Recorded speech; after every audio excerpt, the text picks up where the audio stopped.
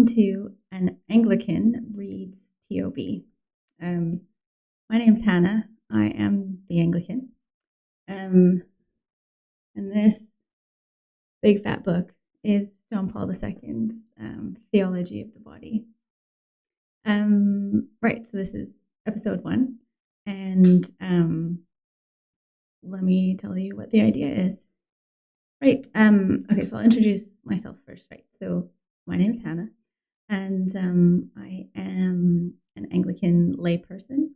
I am a theologian. I studied, mostly the early church, actually. So this is a little bit modern for me. I am married to a priest, and I am a Canadian, but I live in the UK, so I'm part of the Church of England. Right, and so let me just say some things about JP2's Theology of the Body. So as I kind of title this, An Anglican Reads TOB, I'm not sort of coming to it not knowing what it is. I mean, obviously, I don't fully understand what's happening, but basically, the Theology of the Body is a series of 133, I think. I'm pretty sure. 133 Wednesday addresses that Pope John Paul was delivering. And he gave these over a span of years from 1979 to 1984.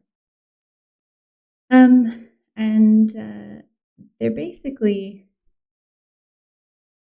they're kind of like a really involved, theologically dense lectio divina on certain kind of thematic pieces of scripture.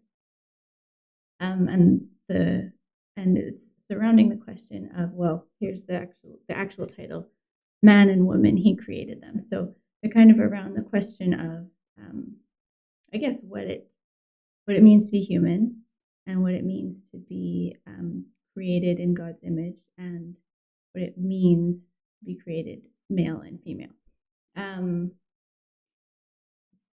What else do I want to say about that?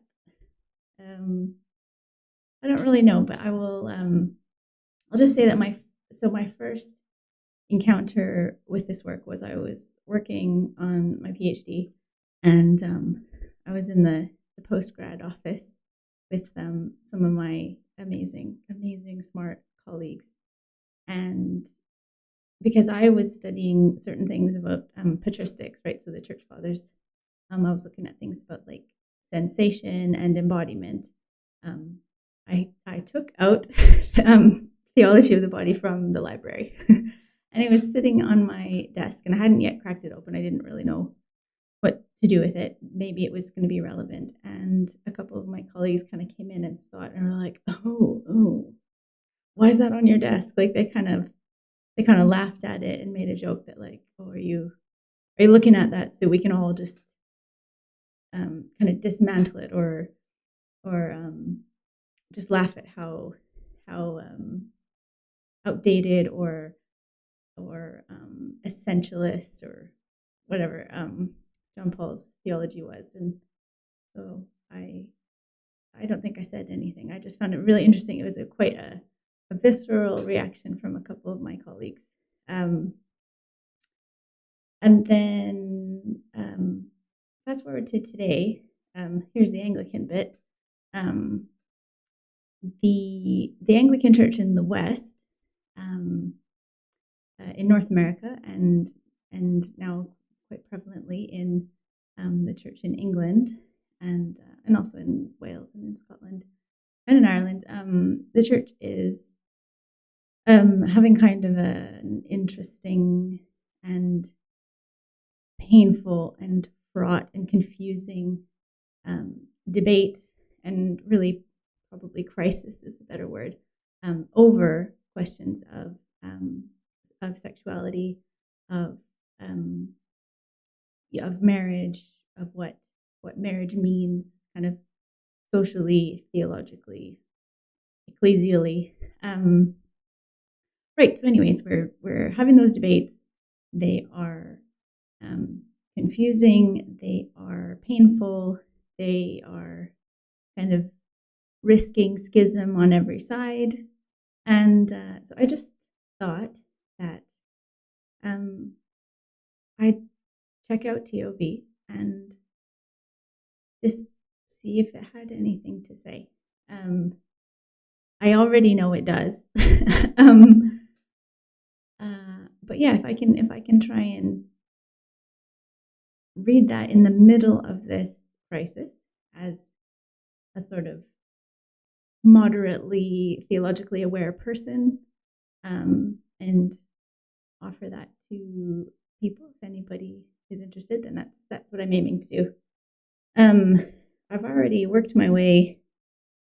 That looks like half the book, but actually the introduction is ridiculously long. So really, I've read about a third of JP2's address.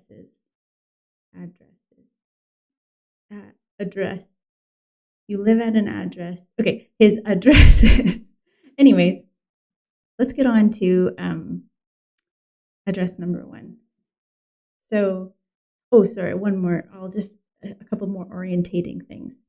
So basically, Pope John Paul II, he kind of has these leaping off points of certain parts in Scripture. So there's the first one that we're going to look at today, begins with when the Pharisees come and confront Jesus about marriage and divorce in Matthew 19. And so he takes Jesus' answer as a jumping off point when Jesus talks about the beginning and about Genesis. In the beginning, God created male and female. And then later, he also goes into Jesus' teaching on lust.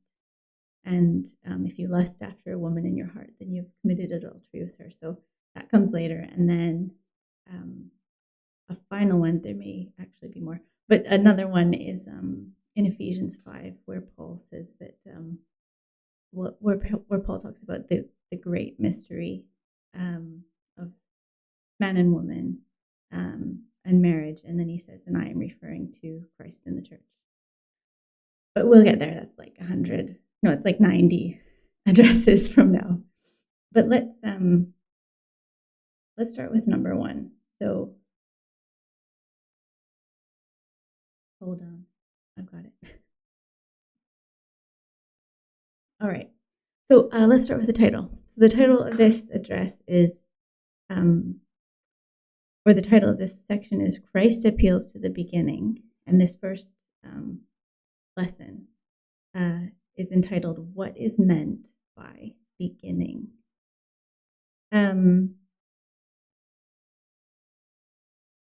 Okay, so let me just go to the bit where he's reading from. I'll read that bit from Matthew 19. So it says, some Pharisees came to him to test him and asked him, is it lawful for a man to divorce his wife for any reason? And he answered them, have you not read that from the beginning the Creator created them, male and female, and said, for this reason a man will leave his father and his mother and unite with his wife, and the two will be one flesh. So it is that they are no longer two, but one flesh. Therefore, what God has joined, let man not separate. They objected, why then did Moses order to give her a certificate of divorce and send her away? Jesus answered, because of the hardness of your heart, Moses allowed you to divorce your wives. But from the beginning, it was not so. Okay, so John Paul kind of he embarks on this kind of long theological project by asking this question, what does Christ mean by beginning? And why does he appeal to beginning when this question is asked of him?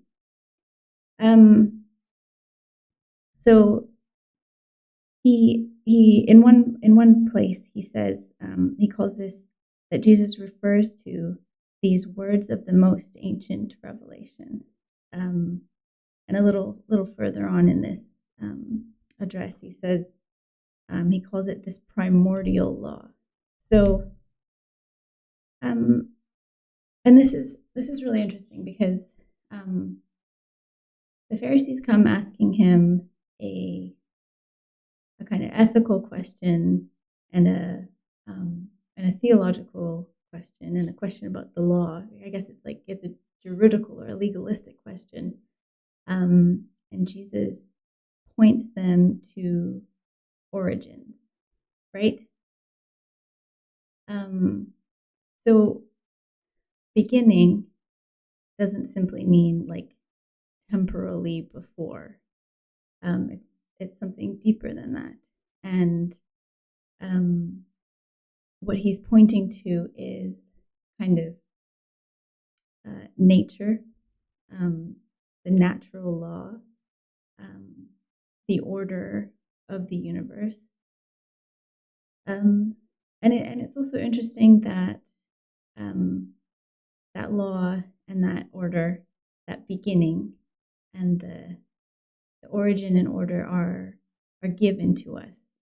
They're not authored by humanity. They're authored by God.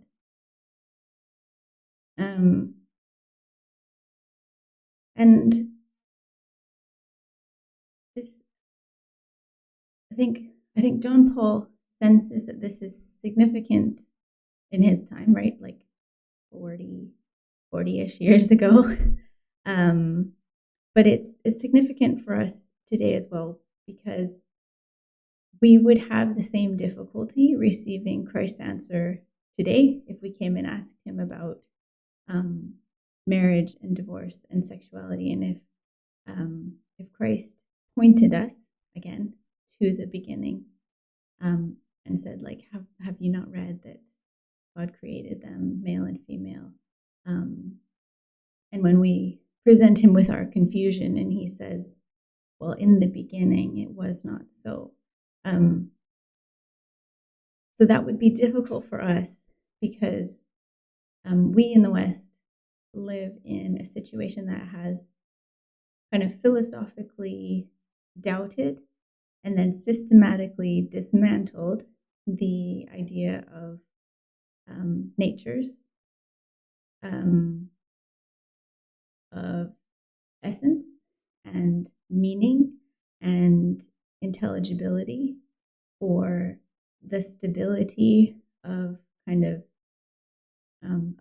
the order of things, right? In its kind of extreme, we live in a sort of vastly deconstructionist world where, in a kind of nihilistic world where there isn't really given meaning. We make it ourselves, or it's kind of opaque, and so we just kind of grope our way along, or we live in a kind of absolute pluralism where there are many and contradicting accounts of what the good is and what meaning is, and they can kind of all live alongside each other, which in the end, like, I feel like just reduces down to a nihilism again. But I digress. We'll maybe discuss that later. But yeah, so the big scary theological word for what Christ is pointing us to is ontology, which is the kind of the philosophical or theological study of being, right? And like what a thing is. Okay, so we have Christ's appeal to the beginning, and that this is more significant than just, well, that's how Jesus answered them. But John Paul goes on to say that this bears some ethical weight, and it has what he calls a an explicit normative meaning.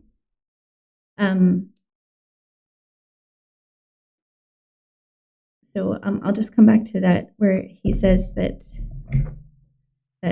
actually I'll just read this a little bit. Okay. One could maintain at this point that the issue is settled after Jesus answers like this, that the words of Jesus Christ confirm the eternal law formulated and instituted by God from the beginning as man's creation. It could also seem that the teacher, by confirming this primordial law of the Creator, does nothing else than establish its proper normative meaning, appealing to the very authority of the first legislator. So that's basically what I've just said. But John Paul presses it further, and he says, yet that significant expression from the beginning, repeated twice, clearly leads the interlocutors to reflect about the way in which, in the mystery of creation, man was formed precisely as male and female, in order to understand correctly the normative meaning of the words of Genesis. And he also points out that in that bit in Matthew 19 that Jesus quotes from Genesis twice, but then he also adds this kind of, he adds this normative emphasis and force to the statement, because Jesus is the one who adds, therefore, what God has joined, let man not separate. And so I just think this is really interesting and inviting to contemplate the primordial law, as he says, the primordial law of the Creator, the primordial and normative law of the Creator, in this kind of search for what the beginning means. And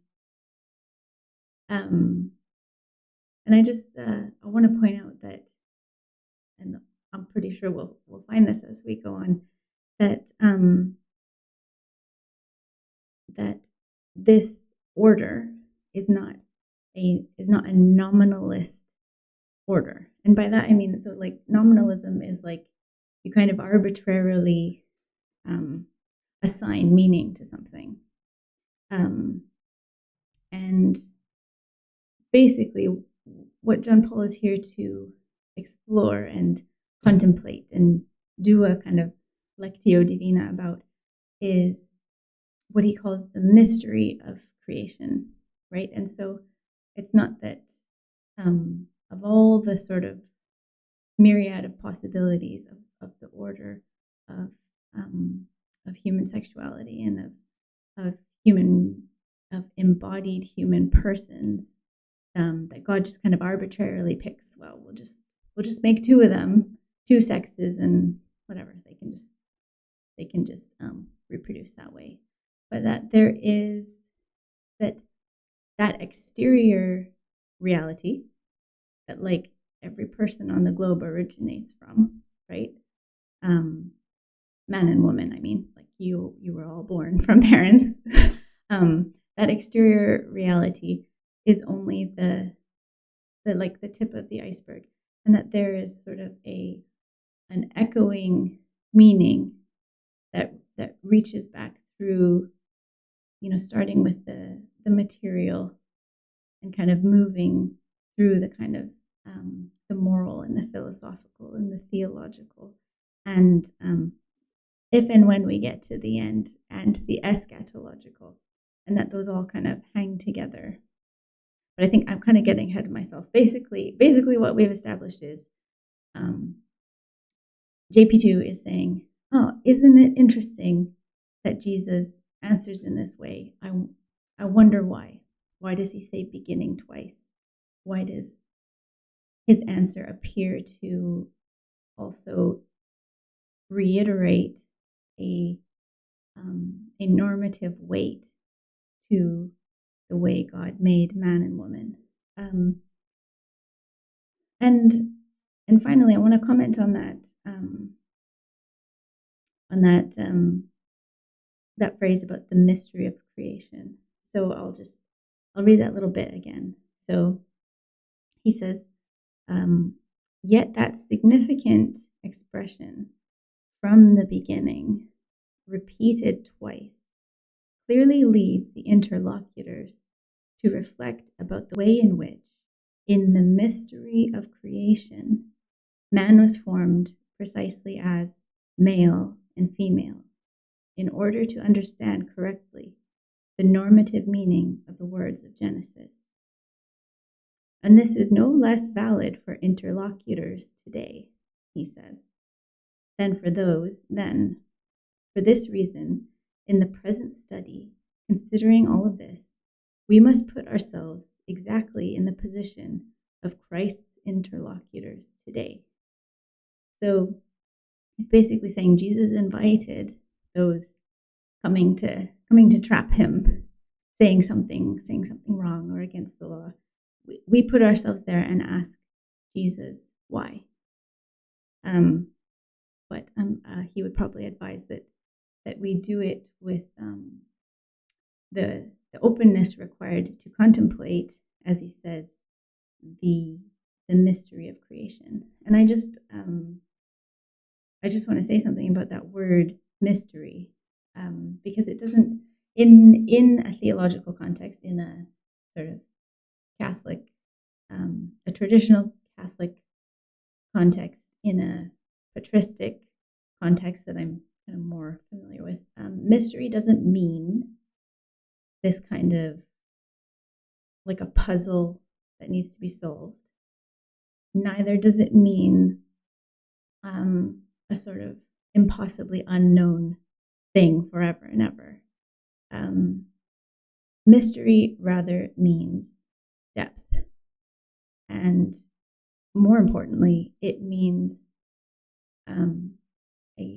a significant and providential connection to divine and salvific realities, right? So this, like, the sacraments are called, in the patristic Greek and in the early church, they're called the mysteries, right?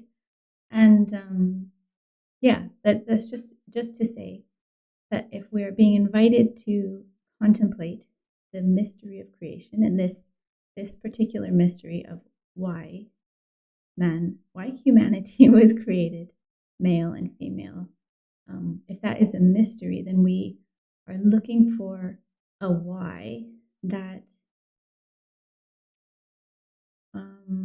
relates to how is it telling us, how is that reality of male and female telling us a deeper theological truth? How is it functioning as an invitation and a sign of divine and salvific realities? So that's just cool. I think that's cool to slow down and heed that invitation to contemplate the words of Christ and to contemplate the instruction of Christ to think about the beginning. So basically, I've come to the end of this address, but JP2 says that his following Wednesday addresses are going to try to penetrate into the beginning, which he, Jesus, appealed to in such a significant way. And the last thing he says is that he's kind of doing this as one who feels a particular responsibility for the tasks that Christ gives to marriage and to the Christian family. The tasks he has always given and gives also in our epoch, in the contemporary world. And I thought that that's very inviting as well, the idea of marriage and family having a task and I don't even think task is the right word, because as I say, we've just talked about kind of the order and a primordial law, and that can feel perhaps that can feel onerous or restrictive or things like that, like something negative. But the idea of a vocation, a purpose, a calling for man and woman, a calling for marriage in the world, and that having that not merely being practical, sociological, societal tasks, but it being a theological vocation. So there'll be more to follow. So basically, in the next handful of addresses, John Paul's like, all right, Christ told us to go to Genesis, so we're going to Genesis, and he takes quite a while actually before getting to man and woman. He created them. He begins by thinking about just man, like Adam alone, and he talks about original solitude and about like the human nature before God and the human nature in creation. So there's a trailer for the next few times. So we'll see what the Lord makes of this silly idea of mine to read TOB with you all, and we'll see if I do 133. Maybe I'll jump around a little bit. As the Spirit leads. So thanks for coming along to an Anglican Reads TOB. Comment below if you have any questions, or if you liked what we did here, or if you felt really annoyed because I said 17,000 times. I just said it again. And I'll see you next time. Bye.